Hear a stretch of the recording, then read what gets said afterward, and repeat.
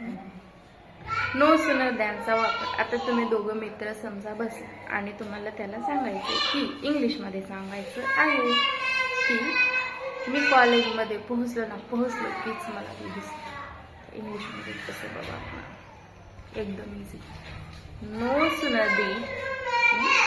No sooner दीड भूतकाळातलं आहे ना ते, आपण फक्त त्याला सांगायचं भूतकाळात घडले, काल घडले.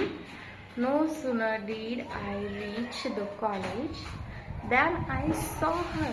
No sooner did I reach the college than I saw her. Simple.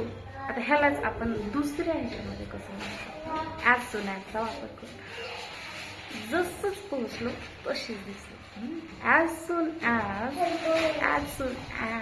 I reached as soon as I reached the college I saw her.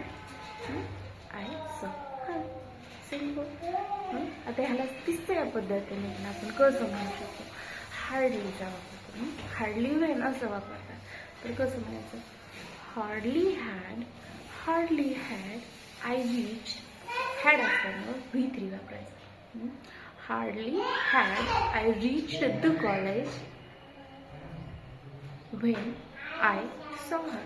Hardly had I reached the college when I saw her. Hardly when. No sooner than. एकच आहे फक्त. जसं पोहोचलो की मला दिसली. असंच गेलो अशीच दिसली. सोपं आहे. फक्त भूतकाळातली गोष्ट आपण आपल्या फ्रेंडला बोलतोय तर तसं सांगावं लागतं त्याला. No sooner did I reach the college. Did असल्यामुळं V1 घ्यावं लागतं. ठीक आहे ना. No sooner did I reach the college